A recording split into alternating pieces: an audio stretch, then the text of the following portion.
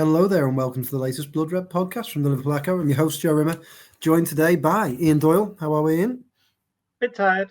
You know, it is transfer deadline day, which is one of the worst days of the year for us. I think it's fair to say. But the day after is one of the greatest. It's one of the busiest days, and I suppose as well, you had a busy day yesterday as well. We will be joined by Paul Gorst shortly. He's just gone away to write a story. He'll be back. And he'll join us on the pod, so we'll get his thoughts on yesterday's game and everything going on in the transfer window. But plenty, Ian, to talk about today. It should be lively. But before we start, a big shout out to our sponsors, NordVPN. Thank you very much, Nord, for helping us do what we do and sponsoring this pod. And remember, to get the best discounts off your NordVPN plan, go to nordvpn.com/bloodred, and our link gives you 4 months extra on a 2-year plan. There's no risk at all with Nord's 30-day money-back guarantee. The link is in the podcast episode description box. We're not live today, I realise, but please give us some likes, subscribe. Send me some questions. I've had a few today. joe.rimmer@reachplc.com. Happy to take them. Our producer Ian is back from tomorrow, so we should be back live in the studio, perhaps later this week or certainly early next week as we head into an international break. But do all those nice things. Give us some stars. Leave a review. What else did they do, Ian? They press the bell. Press the bell for notifications on YouTube. And we really appreciate your input. I've got a few questions that I'll get to throughout, but let's start, Ian. We are recording this at 3:10 on transfer deadline day, so much could change by the time you're listening. But as things stand, Ian, Liverpool are very, very busy indeed, aren't they? They are. Well, so you've called me Ian 3 times there, and no one ever does that. It's like Beetlejuice. I'll appear up somewhere. Oh, no. Just appear next to me. Yes. So at the moment, well, obviously Isak's not signed yet, but he's going to. He's having his medical. He's probably just had it actually. Marc Guehi is meant to be having his medical at the moment. That's in London. Palace, obviously, given the go ahead for that deal to go through because they've been looking at getting in 1 or 2 centre backs. The lad from Brighton. Looks like he's going to be going there. Yeah, I think there's a couple more that they're looking at. So was that. Harvey Elliott is on his way to Birmingham to have a medical at Aston Villa. Liverpool have agreed a deal for him to go there for a season-long loan, but an obligation for a £35 million move at the end of the year, which is end of the season, which is to get around Aston Villa's PSR issues. So that one looks like that's going to be done. What else have we got? Even missed out. In terms of Joe Gomez, AC Milan were interested and now they're not. So that looks as though he's going to be staying put unless something changes or somebody else comes in for him. Not that Liverpool are massively pushing for him to leave. They'd be quite happy to have him in the squad, but he looks like he's going to be staying anyway. Costa Simicas went to Roma on loan last night. And then you're looking at some of the younger players. Kate Gordon was going to go on loan to Blackpool. That's kind of fallen through. Doesn't look like that's happening. Reece Williams, they're trying to find a club for him. He's in the last year of his contract. And then you've got Jayden Downs, who, because he's playing for the. In fact, he played in pre-season, didn't he? In a couple of games, in one game. They want to keep him around and work on his fitness, so it doesn't look like he's going anywhere else. And I think that's it. Have I missed anybody else? I don't think so. Let's start with Isak then. Obviously, it's been a long summer talking about Alexander Isak. Hopefully, from now on, we'll be talking about the goals he scores on the pitch and not whether he will or won't make a move to Liverpool. But has it transpired as you expected, Ian?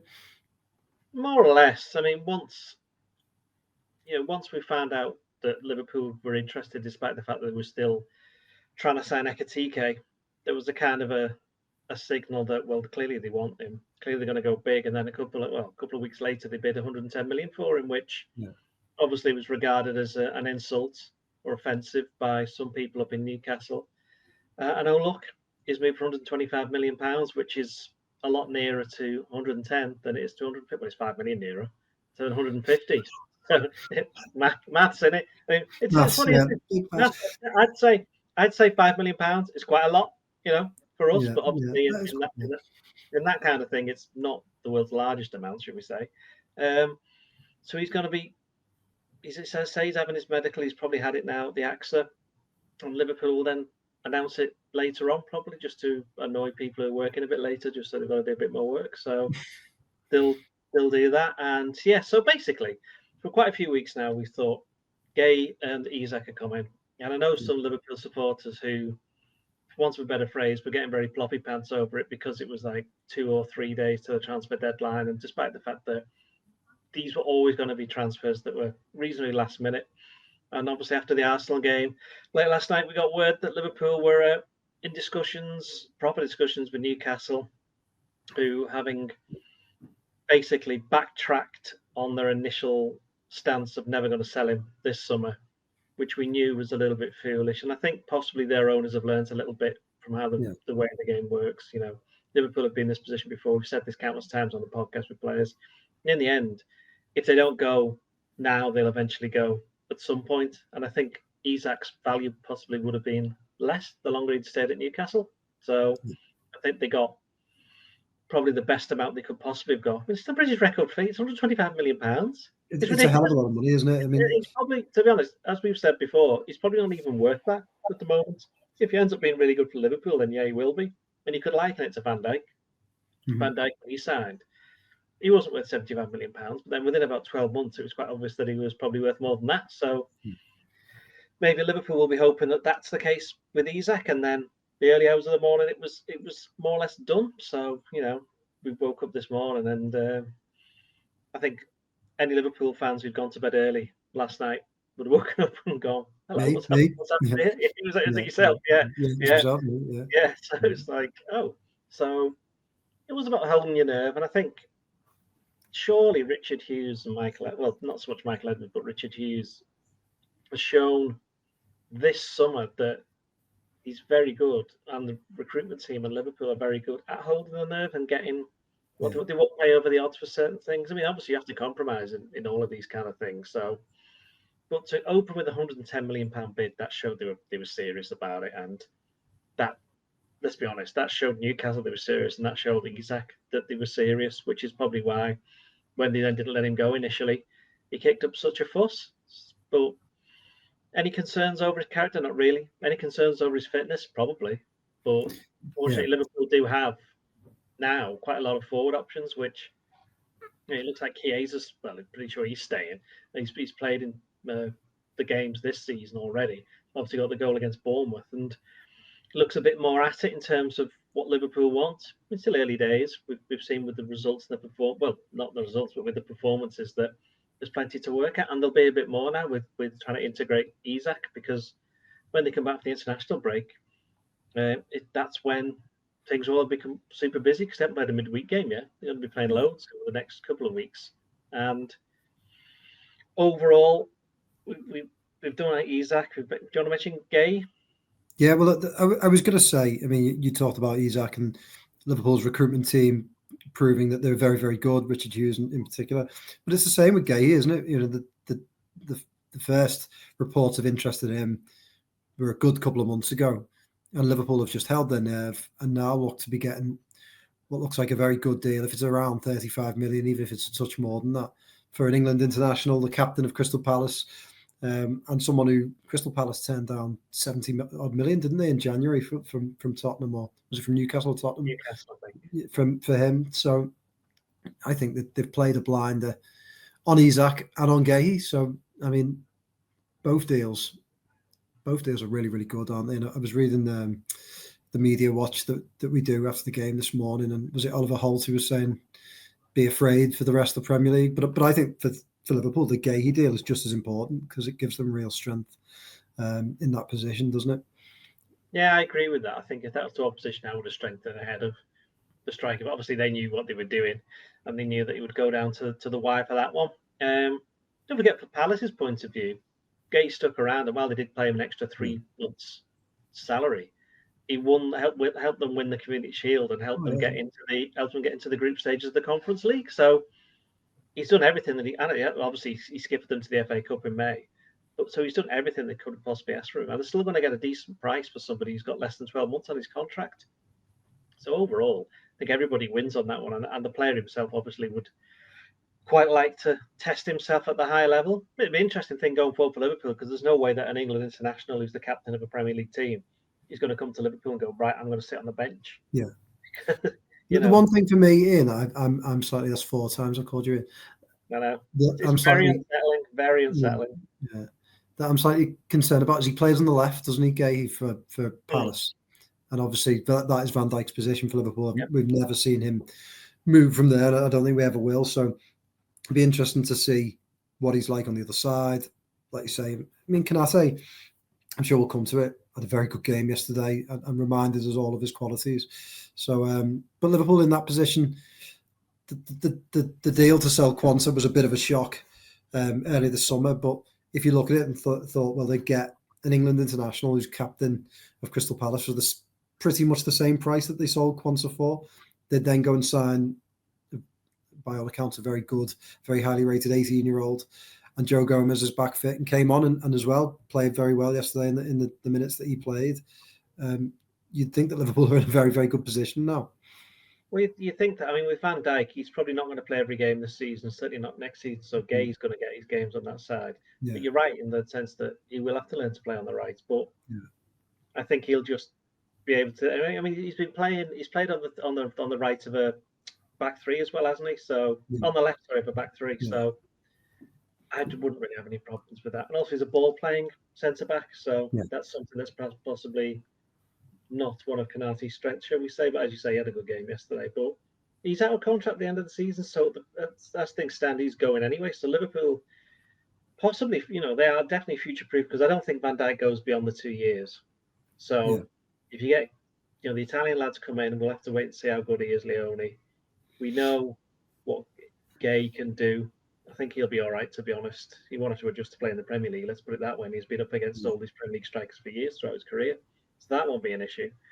Konate for this season at the very least. And then Gomez possibly for this season. We still don't know what's going to happen with him. Yeah.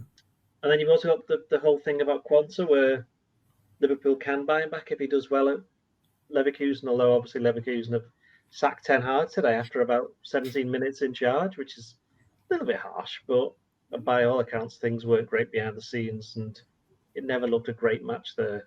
But hopefully that won't impact Quansah too much, and if you're a good player, you'll just end up doing all right anyway. Yeah. And back to the Isak deal, it's just been like one giant game of chicken the entire summer, hasn't it, with Newcastle and Liverpool. That's paid off for Liverpool, but it's interesting because obviously there's talk about his character and the way he's conducted himself. But do you think this deal happens if he doesn't do that? I mean, Newcastle were never really playing ball worthy, and he's had to sort of do what he's done.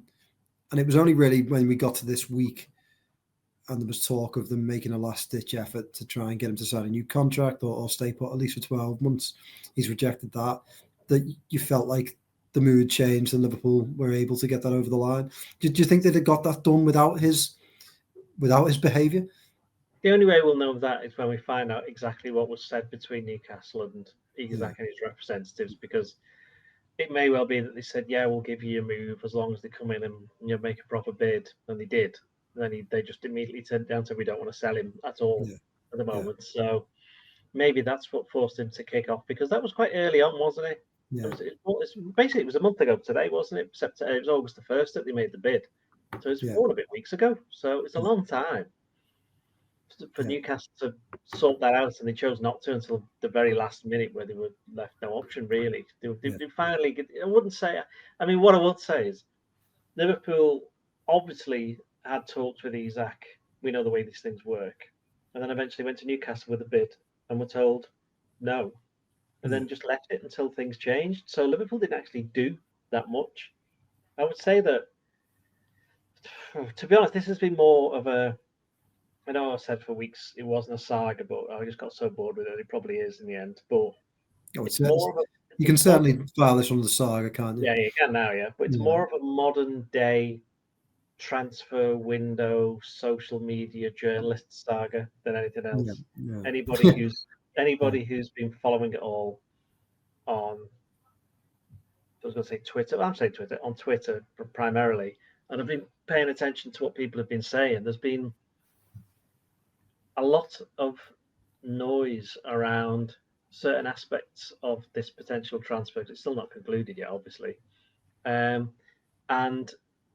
I think possibly a lot of game playing by people behind the scenes, certainly at Newcastle, less so, not at Liverpool, but certainly at Newcastle, in which, unfortunately, some journalists have been made to look a little bit silly through no fault of their own, other than believing stuff that have been told by people who presumably previously have been accurate in the information that they've given them. So, absolutely. I think lessons are going to be learned from that. And yeah, we've done this before many times. I don't really like the tribalism that's in, certainly with what should just be journalism, local journalism. I mean, you do veer towards the local teams, but not to the extent you end up being a supporter of them, especially when you're not. So that's left a bit of a bad taste, and hopefully we won't have any more of that going forward. Yeah, let's we'll get Gorst in as soon as he's back. He's just maybe 10 minutes, 16 minutes. He's 10 minutes slow, isn't he? But for now, let's move on. Let's talk a little bit about the game. Obviously, a lot can change on transfers, and by the time you're listening to this, everything might be done and dusted. So let's talk. Actually, no. Before we talk about the game, Harvey Elliott wants to get your take on that. I was slightly surprised. I mean, it's no surprise that Elliott has been seeking move or Liverpool allowing him to move on just based on he really isn't getting enough game time, and he's at the stage of his career where he does need that. But slightly surprised at the fee. I personally think 35 million is quite low for a player of Elliott's class, of his experience, certainly for his age. And if you look at what Everton paid 40 million for Tyler Dibbling, for example, yeah, I'm slightly surprised at that. Do you think it just got to it just came to a point where Liverpool thought, you know what, we need to do this lad a favour and let him go away play some football? I mean, a bit of that with Dibbling, I would imagine that was more Everton were desperate to sign him, so Southampton were quite happy to bump another £5-10 million on his price. I think with Elliott, it's a strange one because almost every single person who's going to go for him will know that for the player to step down, and they'd have to. I don't know whether that's what put a lot of people off. I think, and also at Liverpool, the one thing he never really nailed down was an actual position. And I think we know he's a great player, and that's always been the issue. I mean, under Klopp, he played a lot, didn't he? And when he came off the bench, he made a difference. But under Slot, I think with the way that he wants the game to be played, it was always going to be a struggle for him because of his size and that inability to nail down an actual position, which will end up probably being a strength for him at Villa. Should he get the signing go through, because they need players like that. Whereas the players that play in his positions are all probably at Liverpool just a bit better than him. You look at Szoboszlai is a different kind of number 10. Wirtz, obviously they spent £160 million on him, so they expected him to be very good. And then you've got Salah on the right, who's not bad. And they've also signed Frimpong, which is somebody who can be a backup to him. So I think I can understand why he's gone. I agree that 35 million seems a little bit low, but you can only go with what people are interested in. And also with Aston Villa, like we said before, the PSR issues mean that they're not even going to pay for him until next year. I do wonder whether Liverpool will put in maybe not a buyback option that they've got with Quansah, but certainly sell-on clause somewhere along the line. But then they could do buyback. But I can't see the buyback because I would imagine that Slot, if he's not fancying him over 15 months, they're going to be there. He's not going to be changing his mind. Yeah, you wouldn't have thought so. All right, let's talk about the game. Still no sign of Gorst. It's 23 minutes now, which is just pretty poor for him. But let's talk about the game. I mean, it was attritional warfare, really, wasn't it, yesterday between Liverpool and Arsenal, and Dominic Szoboszlai with an absolute wonder goal and wonder free kick, won the game. But I thought, on the balance and things, it was really no more than Liverpool deserved. They did try and come out second half and try to put the pressure on Arsenal. It was a really tough game.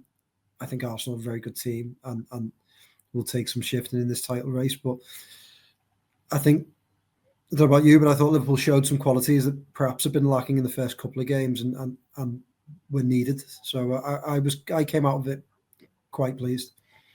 What I would say on that is I thought in the first half, Liverpool and Arsenal to a certain degree, but Liverpool certainly were too nervous and too passive, and didn't really feel as though they wanted to go for it. And so some aspects they were there for the taking from Arsenal, right? And I know that Arsenal didn't have Saka. I know they had Odegaard on the bench, and I know Saliba went off. So they're 3 of their 4 best players. But most of them, the rest of them, Zubimendi, I suppose, is still getting used to the Premier League. And obviously the striker, Gyökeres, looks like he's still getting used to running from his performance. He's a throwback, isn't he? I don't really have any. I don't think he'll have any issues in the long term, but there was a bit of an iron for him. But they were there for the taking. Arsenal still had players that they could have brought on, still had players they could have started with. There's a way they could have approached that game. I mean, from the kickoff, Rice plays for field position by belting it straight out. And that kind of set the tone for what they were going to do. So I think start of the second half wasn't any better. But then, to be honest, I think a turning point was when Curtis Jones came on for McAllister, because McAllister clearly not fit, clearly nowhere near fit. And you can always tell when he's not quite at it because he gets knocked off the ball easily. And he would never normally be like that. So he goes off. And Curtis, who at Newcastle did quite well in showing composure while everything else was kicking off around, this time he was the one who went, no, having this. He started hounding Rice in particular, where he took the ball, but he forced it out of play from him at one point. He started putting in tackles. And then, obviously, later on, he wins the free kick for the goal. So I think he kind of set that particular tone. And I think it was about halfway through the second half where the home crowd just suddenly burst into life and started, doing some chants and making a lot of noise. And I think they realised, hang on, we can win this. These aren't very good. And that did set the tone. I know Arsenal had a few, not chances, but a bit more of the ball when they brought Odegaard and Eze on in the last 10 minutes or so. But by then, the damage was done. And I know it was a free kick that was like a worldie, but had Liverpool scored at any other point, I don't think he could have complained too much. Right. Well, I think Paul is here, so we can get him in now. On you come, Paul. There he is. Afternoon. You've been a busy man, haven't you? Yes, we are. We are always busy at the Liverpool Echo. Do you want to tell our listeners what you've been doing? We have discussed transfers a little bit, and we just started talking about the game, but bring our listeners up to speed. Yeah, so Marc Guehi is currently having his medical in London ahead of a £35 million move from Crystal Palace. I think the big sticking point on this one has been Oliver Glasner's point-blank refusal, really, to enter into a debate over selling him before success has been found. But the Palace are now signing Julio Uyghur from Brighton on a season-long loan by the looks of it, and that has paved the way for Guehi to complete his dream move. So Liverpool... Has Glasner left, did you say earlier? No. There's talk of him potentially getting the job at Leverkusen, now that Erik ten Hag has been sacked, but obviously that's still a developing story, and he was relieved of his duties a couple of hours ago, wasn't he? So I think Glasner might be the front runner for that, but he's still very much the Palace manager. But we know how it works these days, and we know that managers don't have the final say on this type of stuff. And I thought it was quite telling, actually, when Steve Parish was talking in the mix zone at Wembley after the Community Shield about Palace essentially can't afford to be losing these sorts of high-value players for nothing. So talks have been ongoing for a couple of weeks. Liverpool tabled the offer on Saturday. And Palace have now done business. So Guehi is having his medical and will be a Liverpool player, all being well, before 7 o'clock tonight. So I think it's a huge boost for Liverpool in terms of their defensive numbers. A real quality performer, isn't he? 25-year-old England international. He only turned 25 actually last month, or rather July. So he has got his best years ahead of him. And Liverpool, theoretically will have those now. And yeah, I think, another strong showing on deadline day, isn't it? No real surprise that Liverpool have left it late, because I think that's always been the message, and certainly from people me and Doyle you've spoken to, that they are relaxed enough to sort of play a little game of chicken with Palace and see if they're forced to blink, and that is what has happened. Palace valued them at least 40 million, and if we didn't have that contract issue around them, you're probably looking at upwards of 60 million, really, given that's what they rejected last year from Newcastle. So Liverpool are getting a bit of a steal here, but they're getting a top quality England international who's going to be a real sort of competitor for a place in that defence with Canate, I guess, alongside Van Dijk, who has made a superb start to the season. So yeah, big news for Liverpool ahead of the real sort of marquee statement one, which we I'm sure we're going to come on to if you haven't already talked about Isak. It's too late now, mate. We talked about that. Talked about the game. We'll wrap this up. Thanks very much. No, I'm enjoying the poll because his top is a little bit like the wallpaper. It looks like a floating head. Futurama.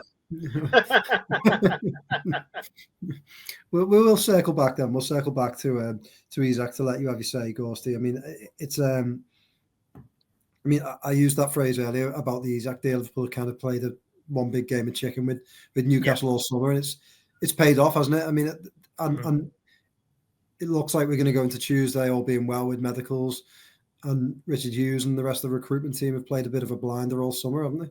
Yeah. I think that the key has been with Guehi is they haven't been, absolutely desperate for a centre back. It's not like 2021 when they didn't have any, and they had to go and get Kabak on loan and Ben Davis, who not even sure he kicked the ball for Liverpool in the end. So they've been, afforded enough room to just wait it out and just make Palace blink. And essentially that is what's happened. They're being forced into selling their captain for probably maybe not half, but certainly way below his true market value. And, it's going to make Liverpool's defensive options so strong now, isn't it? With Guehi coming in alongside Kanate, who I thought was much improved yesterday. He always seems to have a good game against Arsenal, and I thought he was excellent yesterday. Van Dijk, who's just in a league of his own. And Joe Gomez, who's made a strong start to the season, having barely played in 2025. So, you've got all of those, and then you've got Giovanni Leone, who's a little bit of a X-factor, unknown.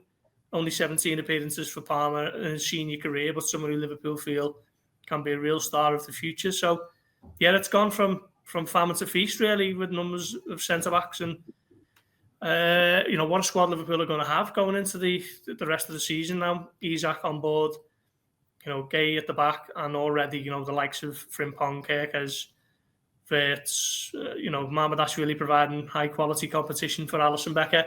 I'd go as far to say, I don't know what you think about this, Joe, but certainly in our lifetime, this might be the strongest Liverpool squad we've ever seen. On paper, probably, yeah. And one of the things I love about the Isak deal and the Guehi deal to an extent is like, it's been a while since we've seen Liverpool go out and get the best the Premier League's got to offer. To go out and buy, what was he, second top scorer last season, Isak? And to just go and pluck him from a team that, I wouldn't say they're rivals, but that they want to become rivals. I think it's just, that's how top teams behave. And that's what keeps you at the top by holding them off. So I think that was great, and the same with Guehi. He is obviously a really big player for Palace, captain in England international in his prime. So really, really encouraging. It's been a really nice mix of signings, and the Netsmen boys have waited years for this, haven't they? They've waited years for this, and they've finally got what they wanted. So we were just talking about the game, Gorsty. Just saying that on the balance of things, probably Liverpool got what they deserved yesterday. I thought in the second half they just stepped it up. They took more chances. They were more creative, and they stepped the pace up quite significantly. Doyle was saying it was an opportunity missed really for Arsenal, certainly in the first half. What did you make of it? And did you think that Liverpool were well worth their win? Yeah, I thought second half they really stepped it up. Sort of from maybe the hour mark, maybe a little bit earlier.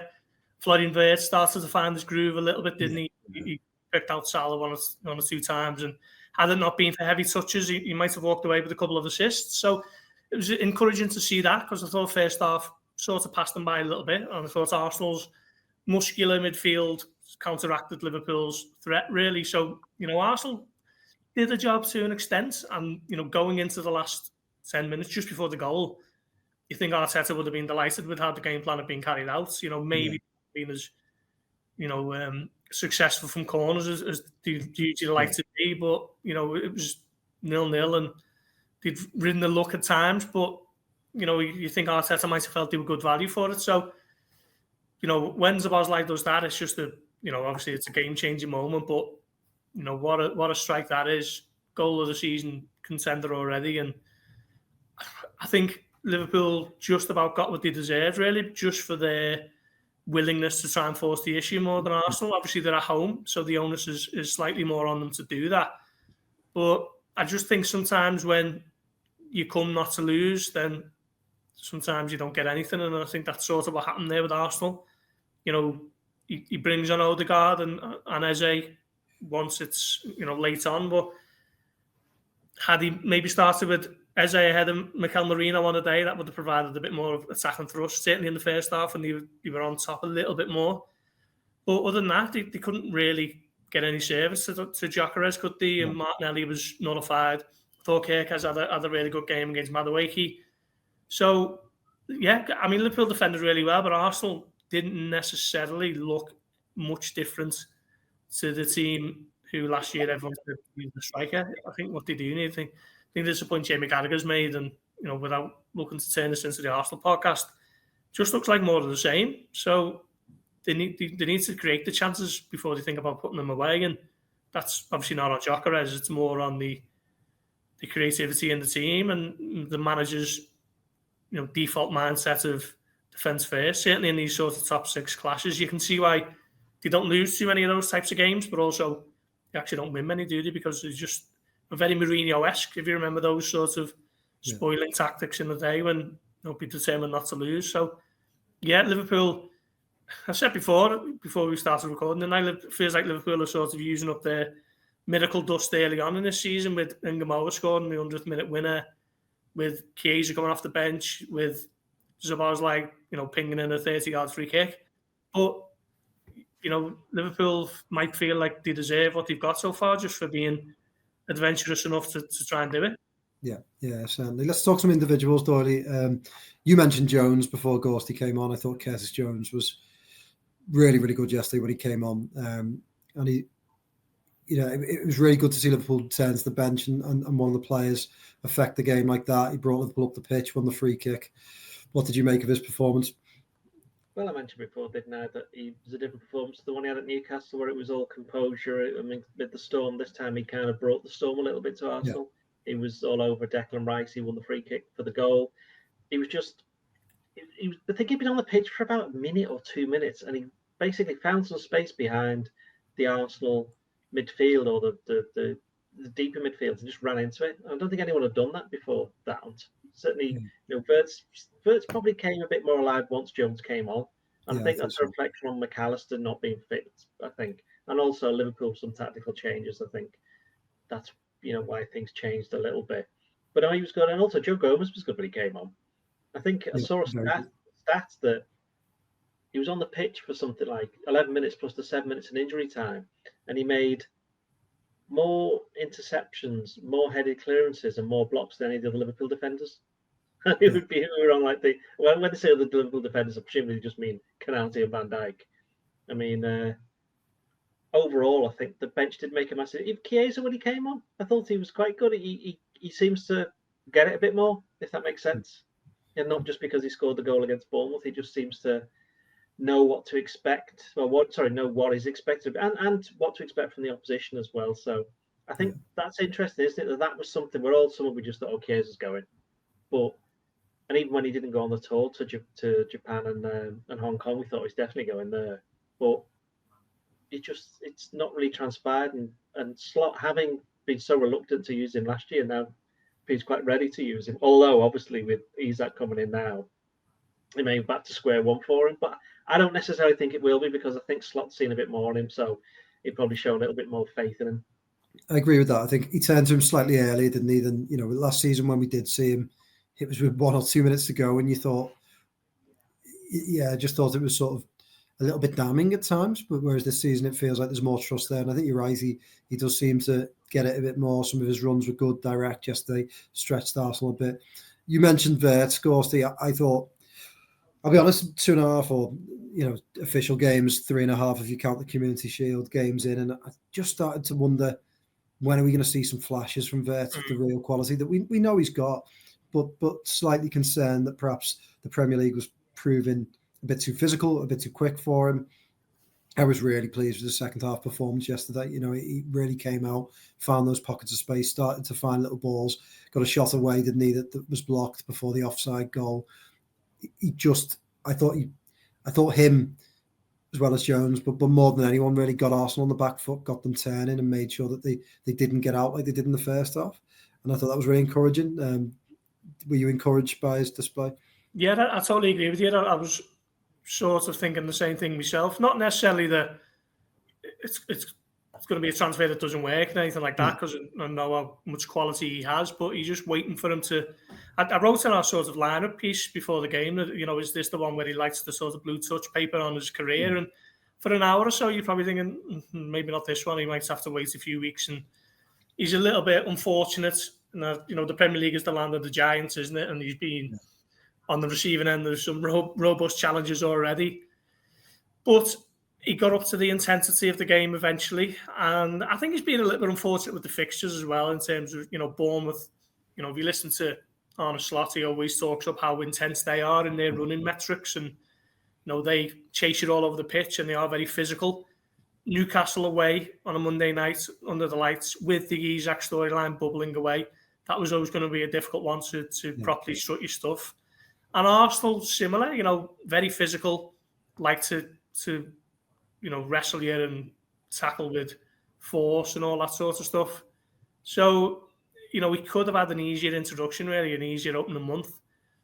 I suppose it doesn't get easier in that sense with Burnley coming up, I guess, but the derby on the way. But I think eventually we'll get up to speed for the full 90 minutes. I think he's still just sort of, finding his feet in that sense. On the ball, you can see every time he gets it that he is quality, and there will be the odd pass that doesn't come off because he's always trying to create something. But the thing that struck me most watching him in person since he signed is he's just non-stop. He's just motion. He's always on the move. He gives it and he goes and he tries to find the space. Yeah, he's always looking for the ball, isn't he? Yeah. And that shot he had that was blocked was a real sweetly struck strike. Yeah. And then, could easily have squeezed that one in. I'd rather not spill the effort. So, some encouraging signs. And had Salah been a bit more sharp, I think, we could have even have. Oh, yeah, he did. He he played that baller, didn't he, into Salah? I've forgotten about that one. Doyle, let's talk Szoboszlai. Obviously got the winning goal, has been outstanding, and certainly in the last couple of games at right back. Saw Carragher tweeted after the game about saying that's his new position. I've got a bit of a frustration with Szoboszlai in the sense that, I think he's certainly Liverpool's most underrated player and probably is one of the more underrated players in the Premier League. I think he's a massive part of what Liverpool do. His physicality, his willingness. I think he's quite clever. And he's been brilliant at right back. I'd like to see him come back into midfield. I don't know how they get that balance right, but he's proven to be such a vital player for Liverpool, isn't he? Well, maybe they don't have to get that balance right because now, Slot was very, very, very reluctant to rotate his midfield too much last season, but now he has got options. I think he could play Szoboszlai, Jones, Wirtz, Gravenberch, McAllister. You could play any of them, and I think it would be fine. You know what I mean? It doesn't seem to be any massive drop off, and then after that you've got Endo, who has a very specific role to play in the team, and there will be some games where he does start, but he seems at the moment to be quite happy to be coming on and fouling people when he needs to, and booting them up in the air and rugby tackling them on the halfway line like he did on Sunday to stop the counter attack. In which it's like the less subtle Herman and Milner move, that one. But going back to Szoboszlai, it was interesting because before the game we were thinking he's got to play. So how are you going to get him in the team? And we thought that he did all right at right back, but we're not going to play him there again against Arsenal. But shows what we know, because he ended up being Liverpool's best player for the second game running, a position that was completely alien to him until probably in the summer when he played a game against Stoke where Liverpool had the ball the entire time. So it's not even comparable to playing at Newcastle away and Arsenal at home. Yeah. I mean, it's interesting because he's quite a unit, as you mentioned, and Frimpong is tiny.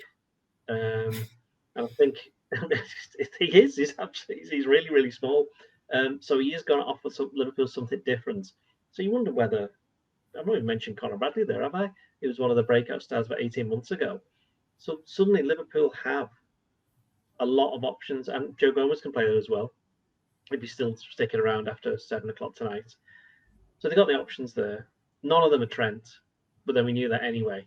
And it has just been a matter of, I think what we're seeing now is Liverpool adjusting to not having the big playmaker from the past 6, 7, 8 years, and finding a different way of getting results because they've scored 1, 2, 3, 4, 5, 6, 7, 8, 10 goals. Good maths. 10 goals in 4 games. So goals is not a problem, and that's without the £125 million striker coming in. So it does augur well. But for Szoboszlai, I wouldn't be too concerned about where he's going to fit into the team because I think it's going to be a horses for courses thing. A little bit more like Klopp eventually got in midfield. I think Slot will play players for specific games. So you could see Wirtz playing at home. For argument's sake, you could see Wirtz playing at home in that position against someone like Burnley or one of the lesser teams. And if he wants to get Szoboszlai in there for a bit of grit, then he might go, away. Interesting what he does it away at Arsenal if everybody's fit, for example. That kind of game. Yeah. I totally agree with you there, Doyle, about Szoboszlai, by the way.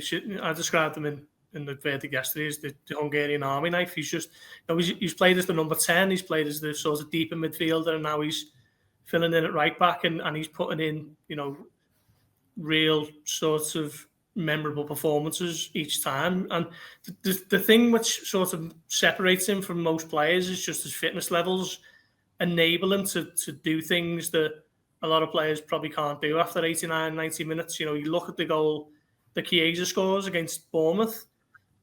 It's the pass from Alisson that Szoboszlai keeps alive with a sort of Cruyff turn on the volley to bring it down for Salah after 88 minutes, whereas a lot of players would probably be shattered and just try and get some sort of touch on it to bring it down.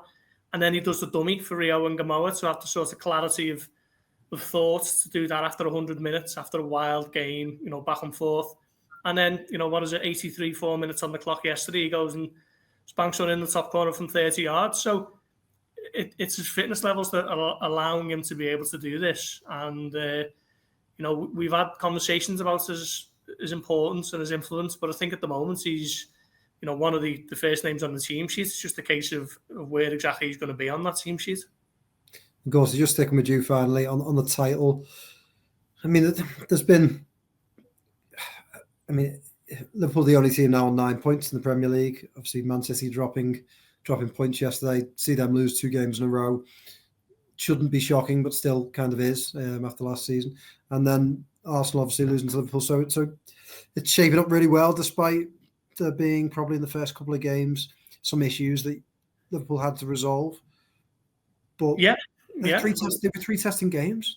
100%, yeah. Well, I think, what are they, 4 points up on the corresponding fixtures from last season? 2 draws with Arsenal and Newcastle and obviously the Bournemouth game they won. So, augurs well, doesn't it? And obviously, I still think I might have tipped Manchester City in our pre-season prediction pieces to finish above Arsenal and Liverpool to be champions. But to be 6 clear of them at this early stage bodes well. They don't look anywhere near like the teams of maybe 2022 or certainly 2023. So, at the moment, Liverpool don't have to concern themselves with City too much, do they? And just see what happens. We've got the injury to Cherky as well, which obviously you never want to see injuries to players, but that's not necessarily a boost for Liverpool, but it's a blow for City, isn't it? Losing the new man so early on. So, City haven't convinced me at all so far. Obviously, got a statement, a real healthy win against Wolves on the opening weekend, but Wolves have shown that they've started the season, poorly, and I think the bottom at the moment, aren't they? So I thought Tottenham played really well against them last week, and Brighton superb, particularly in the second half yesterday. So City aren't back to infallible levels, and Arsenal look like they might be more of the same. Might just run into games where they're unable to break the deadlock because they look really strong defensively, but on the flip side, that balance is probably too far weighted towards the defence, isn't it? And we're awaiting the latest on William Saliba's injury diagnosis as well, aren't we? So, couldn't have gone much better for Liverpool really in terms of results, performances we can analyse, but right now they're in a really healthy state. Arsenal title favourites from here, Doyle? I mean, you'd think so, wouldn't you? That's why it was such a. Well, hang on a minute, right? Wait. After 2 games, they were literally installed as title favourites, weren't they, by all the bookmakers? So, that's how fickle they are. I think the reality is the reason I said at the start of the season is because Liverpool hadn't signed Isak and Guehi by that point. You know what I mean? I'd say the predictions then. So because of the players that Liverpool brought in, it'd be harder for them to integrate them into the team because it's a massive shift away from what they've had for a very long time. Whereas Arsenal's, it's more adding little bits in to a team that's already been finishing second for 3 years in a row. So that was my way of thinking about it. And that's why I think ultimately, and don't forget Arsenal, I'm going to say it again, Arsenal, even with Isak and Guehi coming in, obviously Elliott going to Aston Villa, Arsenal have spent overall more money than Liverpool.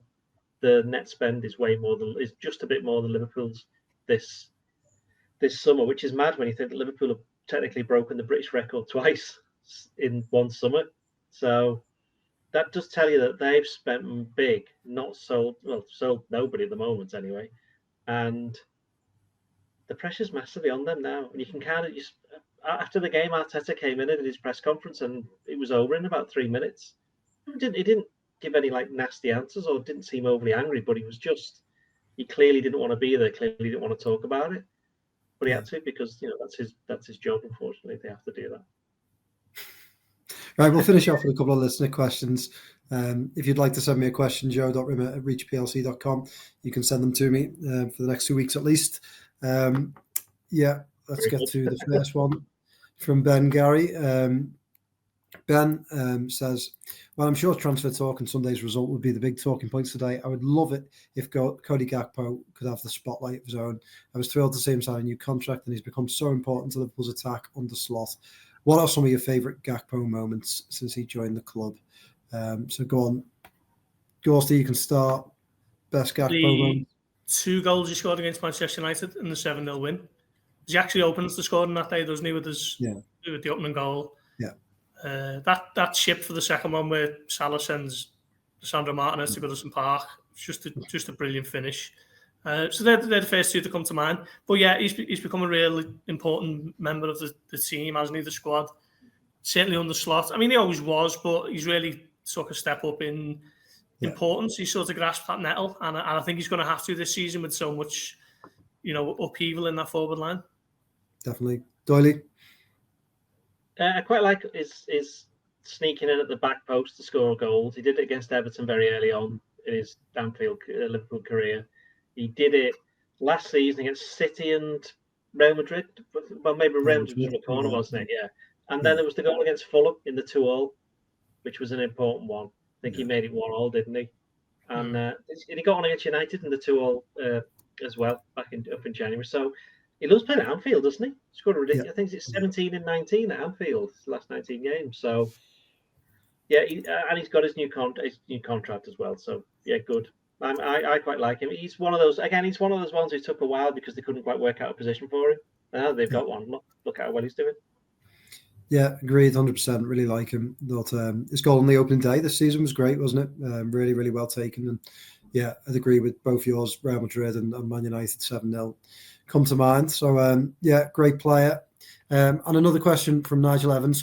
This is slightly niche, but quite liked it and thought maybe one of you would like to try and answer it. Nigel, you asked a couple of questions. The first one we did answer, it was about Jota. We did answer on a podcast a few weeks ago. I think essentially the answer was we're not 100% sure on that. I'll get back to you on that one if you're still not sure. But the second question relates to player contracts. I saw a recent tweet from Stan Collymore about player contracts and payments. He said if a player's on £100,000 a week, for example, he may be paid £50,000 weekly, and the rest is a lump sum down the line. Also, if a player is sold well under contract, then he's paid the full contract to its duration as part of the sale. Are those things true? I mean, I'll be honest, I couldn't say. Could either of you two say? No. I mean, it's not something we have too much knowledge on, is it? Literally the nuts and bolts of a player's wages. We might have a rough idea of what a player is on. But I think Stan, being the former professional, albeit sort of 25 years ago, I think he'd have a better idea than we would of how the contract wranglings work there. It's very private. I don't even know the ins and outs of my own contract, let alone that professional footballer. Yeah. It's very private, isn't it? I mean, what we do know about Liverpool, and I think you probably both agree with this, is a lot of it's incentivized, isn't it? They've been doing that for years, haven't they? Really under FSG. So and also as well, any figures you see sort of on the internet on sites, always take them with a pinch of salt, and never exactly 100%, because it's not public record, are they, in the way the transfer fees might be? No. Are you suggesting that stuff on the internet isn't always true? Some stuff, Doyle. Yeah, but the stuff on the Liverpool Echo is all legit. Legit. The stuff by us, anyway. Yeah. Right, boys, we will leave it there. Thank you very much. Gorsty, thank you for dropping by. Doyle, thank you for joining me throughout. We'll see you again later this week. Liverpool.com podcast is tomorrow, I believe. Producer Ian is back, so we'll be back, I guess, later this week. We'll work it out and come back to you, but thank you for stopping by. It's all right.